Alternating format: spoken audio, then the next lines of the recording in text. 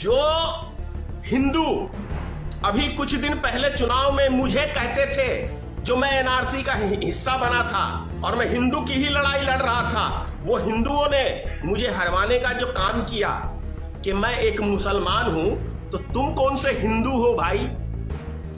चुल्लू भर पानी में वैसे हिंदुओं को डूब के मर जाना चाहिए।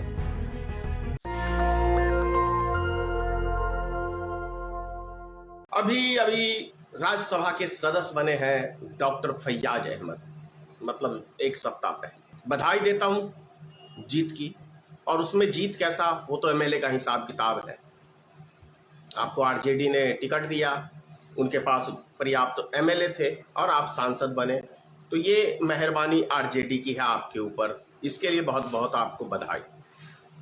दूसरी बात, आपका मैं एक वीडियो देख रहा था, उस वीडियो में आप भाषण दे रहे हैं और कह रहे हैं कि मैंने सैकड़ों मंदिर बनवाए हैं। कुछ हद तक सत्य भी है, कई मंदिरों में आपका योगदान है, मुझे जानकारी है, लेकिन शर्मनाक बात है ये। अब शर्मनाक बात कैसे है, समझने की जरूरत है। जब मुसलमान मस्जिद के अंदर किसी हिंदू का योगदान नहीं ले सकते हैं, तो यह शर्मनाक है।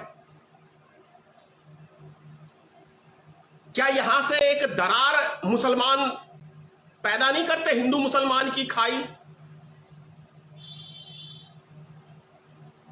हिंदू मुसलमान से चंदा लेगा, मंदिर बनवाएगा, ये उससे भी बड़ा दुर्भाग्य की बात है हमारे देश में कि यदि हम 125 करोड़ की 110 करोड़ की लगभग आबादी कहते हैं कि हिंदू हैं, और भारतीय जनता पार्टी हिंदुत्व की लड़ाई लड़ रही है, और उसके बाद हिंदू समाज के लोग किसी मुस्लिम नेता से मंदिर में योगदान लेते हैं, तो क्या उस हिंदू को डूब के नहीं मर जाना चाहिए? इतना गिरा हुआ हिंदू समाज हो गया है कि एक मंदिर बनवाने के लिए वो अपनी जात बिरादरी से चंदा नहीं लेके एक मुस्लिम नेता से चंदा लेता है, तो ये शर्म की बात नहीं है क्या? अब ये बात से मुसलमानों को बुरा लगेगा, लगेगा तो लगेगा, इससे कोई फर्क नहीं पड़ता मुझे, क्योंकि मैं वही बोलता हूं जो सत्य है। यदि मुसलमान मस्जिद के अंदर योगदान नहीं ले सकते हैं, तो हम हिंदू होके मुसलमानों का मंदिर में योगदान कैसे ले सकते हैं? यह प्रश्न है, और बहुत बड़ा प्रश्न है ये। चुल्लू भर पानी में वैसे हिंदुओं को डूब के मर जाना चाहिए। जो हिंदू अभी कुछ दिन पहले चुनाव में मुझे कहते थे, जो मैं एनआरसी का हिस्सा बना था और मैं हिंदू की ही लड़ाई लड़ रहा था, वो हिंदुओं ने मुझे हरवाने का जो काम किया कि मैं एक मुसलमान हूं, तो तुम कौन से हिंदू हो भाई? कि तुम्हारी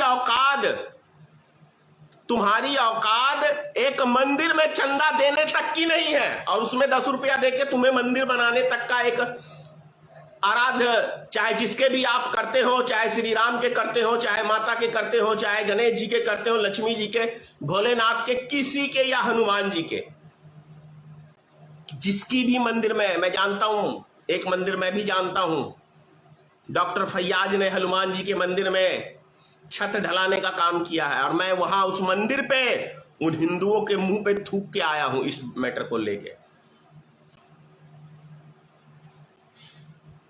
मैंने कहा आते मेरे पास, मैं देता योगदान, और उस मंदिर में भी दिया है मैंने। 2 टेलर ईंटा मेरा ही न्यू जो रखा गया, उस मंदिर में मैंने योगदान दिया। बातें तो बड़ी बड़ी डींगे हाँकते हैं भाई ये धर्म के नाम के ठेकेदार। आपको याद होगा नरेंद्र मोदी का एक भाषण 2017 का कि हमारी सरकार बनेगी उत्तर प्रदेश में तो शमशान घाट बनेगा। कितने शमशान घाट बने, एक का नाम कोई बताएगा भारतीय जनता पार्टी का नेता? लेकिन मैंने 2.5 कट्ठा जमीन अपने गांव में शमशान घाट के लिए दान में दे दिया, बोर्ड लगा हुआ बकायदा। तुम लोग सिर्फ ढोल पीटने वाले हो और ताली और थाली बजाने वाले हो, लेकिन जमीन पे तुम्हारा मान सम्मान कैसे बढ़ेगा, इसके ऊपर कभी पहल करने वाले व्यक्ति नहीं हो। डॉक्टर फैयाज अहमद, ये वही फैयाज अहमद है। अभी जो ये इसने डींगे हाँकी हैं, मैं इससे सहमत नहीं हूं, क्योंकि अभी पिछले साल की बाढ़ में और इससे पिछले साल जो बाढ़ आई थी 2 साल पहले, बिस्पी क्षेत्र का 90% इलाका डूब गया था। 1 रुपए की ये डॉक्टर फैयाज अहमद अपनी ही जात में कहीं अगर यदि मुसलमानों में भी मदद पहुंचाया हो तो मैं फैयाज अहमद की गुलामी कर दूंगा। तब हम जैसे आदमी पहुंचते हैं मदद पहुंचाने के लिए, लेकिन जब चुनाव की बारी आती है तो उस टाइम में हिंदू मुसलमान की भावना जाग जाती है। ना तुम हिंदू हो ना मुसलमान हो, बीच के लटके हुए व्यक्ति हो,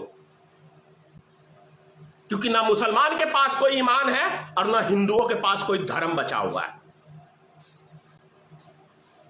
दोनों को कह रहा हूं, ना मुसलमान के पास ईमान है ना हिंदुओं के पास धर्म बचा हुआ है। यदि मुसलमानों के पास ईमान होता तो जब मैं जिला परिषद के मेरी पत्नी चुनाव लड़ रही थी, एक एक मुसलमान ने कहा नेताजी हम आपके साथ हैं क्योंकि आपने हमारा साथ दिया, लेकिन चुनाव से 2 दिन पहले पलटी मार गए।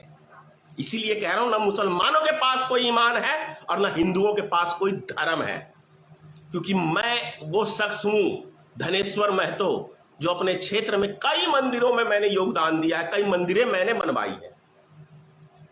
और यहां बात रही मुस्लिम क्षेत्र की, तो मुसलमानों में भी मैंने मदरसों में योगदान दिया है। ये सब चीजें गाने की नहीं है, लेकिन उदाहरण जब पड़ता है तब देना पड़ता है। किसके पास ईमान बचा हुआ है बताओ? यदि हिंदू होके मुसलमानों से तुम चंदा लेके मंदिर, बहुत सारे फेसबुक पे बहुत सारे देखता हूं कि फलानी जगह इतने लाख रुपए मुसलमानों ने दिया, तो शर्म से तुम डूब नहीं मरे? यदि मुसलमान हमारा चंदा मस्जिद में स्वीकार नहीं कर सकते तो हम हिंदू होके मुसलमान का चंदा ही मंदिर में कैसे लगा सकते हैं? ये बात असूल की है। अगर मैं गलत कह रहा हूं तो कहो कि नेताजी आप गलत कह रहे हो, धनेश्वर जी आप गलत कह रहे हो। डॉक्टर फैयाज अहमद की इस बात से मैं सहमत नहीं हूं जो ये भाषण में कहा। क्यों कहा? यदि आपने मंदिर में योगदान दिया तो क्यों कहा? इसका मतलब एहसान जता रहे हो। 8 कट्ठे में सतघारा में दुर्गा मंदिर है, मेरे योगदान से बना है।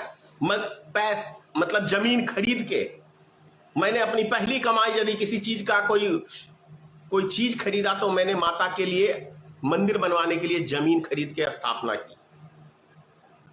हमने तो कभी उसके नाम पे वोट नहीं मांगा, लेकिन ये लोग राजनीतिक रोटी सेकते हैं धर्म के नाम पे। और धर्म एक आस्था की चीज है, विश्वास की चीज है, वो राजनीतिक में नहीं आना चाहिए। मैं इसका विरोध करता हूं। अभी भी हिंदुओं अपनी जो क्वालिटी तुम लोग की है ही नहीं, वो वैसे तो कहीं तुम हो ही नहीं, क्योंकि तुम लोग वो चाटुकार हो कि जिसने 54 फेंकी वहीं पे चाटना चालू कर देते हो। तुम्हारे चाटने की वजह से ये देश गुलाम बना था। मुगलों ने भी अगर 850 वर्ष शासन किया तो तुम्हारे जैसे हिंदू चाटुकार की वजह से ही शासन किया है। यदि 250 वर्ष अंग्रेजों ने शासन किया तो तुम्हारे जैसे गद्दार हिंदुओं की वजह से ही ये देश गुलाम बना था। और आज भी तुम जैसे गद्दार हिंदू की वजह से भारतीय जनता पार्टी जैसी एक भ्रष्ट पार्टी फल फूल रही है।